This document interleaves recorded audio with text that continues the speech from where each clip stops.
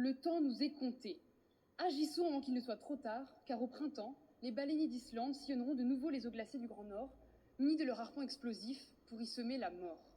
2130 baleines pourraient être massacrées par l'Islande dans les 5 prochaines années, alors même que la chasse commerciale fait l'objet d'un moratoire international depuis 1986, alors même que les Islandais eux-mêmes s'opposent à cette pratique archaïque et cruelle, puisqu'ils ne sont plus que 29% à s'y déclarer favorables. Alors qu'aujourd'hui, l'industrie baleinière islandaise exporte avant tout vers le Japon, ce fameux pays qui pourchasse les activistes engagés pour l'océan et la vie marine. L'Union européenne n'a aucun intérêt à tolérer encore ce type de pratique. Qu'attendons-nous pour protéger les baleines, ces maillons indispensables à l'équilibre des écosystèmes marins, nos plus précieuses alliées contre le dérèglement climatique, elles qui peuplent les rêves d'enfants et les contes populaires de Melville à Jules Verne, elles qui, par leur puissance et leur majesté, invitent à l'humilité et au respect dû à cette nature sauvage qui nous précède et nous dépasse. L'Union européenne doit utiliser tous les leviers à sa disposition pour dissuader l'Islande de relancer l'industrie du carnage. Prenez position en faveur du droit international, adoptez s'il le faut les sanctions nécessaires, à commencer par celles qui pourraient s'appliquer aux produits de la pêche islandaise en cas de reprise de la chasse.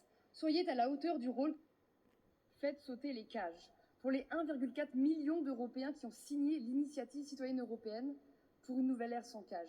Pour cette écrasante majorité de citoyens qui ne supportent plus l'élevage en cage et les maltraitances qu'il inflige. Pour tous ces animaux élevés dans des conditions effroyables, ces lapins au corps déformé, qui ne peuvent pas se tenir debout, qui vivent sur du grillage, les pattes en sang, au milieu des cadavres en décomposition de leurs congénères. Car c'est de cela dont on parle quand on parle de cages. Faites sauter les cages, pour le bien-être animal, pour l'environnement et pour la santé humaine. Car vous le savez, la densité des élevages et leurs conditions sanitaires obligent à bourrer les animaux d'antibiotiques au risque d'augmenter l'antibiorésistance et donc de provoquer de nouvelles pandémies.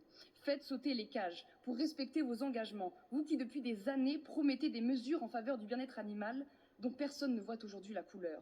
Pour toutes ces raisons, monsieur le commissaire, respectez les animaux, respectez la voix des citoyens, respectez la démocratie et respectez vos promesses. Faites sauter les cages. Je voudrais avoir en ce jour une pensée solidaire pour les habitantes et les habitants de Mayotte, frappés par le cyclone Chido, aux conséquences dévastatrices. L'Europe a aujourd'hui les yeux rivés vers les îles de l'océan Indien, mais pourquoi ? Pourquoi avoir si longtemps détourné le regard ? À Mayotte, comme dans de nombreux territoires ultramarins, la crise de l'eau, c'est tous les jours. 30% de la population n'est pas rattachée au réseau d'eau potable. Et les opérations sécuritaires des ministres Darmanin et Retailleau n'ont fait qu'aggraver le problème en privant une partie de la population de l'accès aux infrastructures. En Guadeloupe, des écoles sont parfois obligées de fermer et de ne pas accueillir les enfants à cause de ces conditions. Il y a là-bas aussi l'un des pires scandales sanitaires et environnementaux en France et en Europe, celui du chlordécone. Pendant des années, la France y a sciemment contaminé sa population, avec des conséquences encore aujourd'hui sur la santé humaine, sur les sols, mais aussi dans l'eau qui est consommée. L'État français et l'Union européenne doivent désormais répondre de leurs actes et ne pas se souvenir de leur territoire ultramarin uniquement lorsque frappent les catastrophes naturelles. Des catastrophes sociales, économiques, environnementales y ont cours à l'abri des regards et affectent des centaines de milliers d'Européens qui, eux,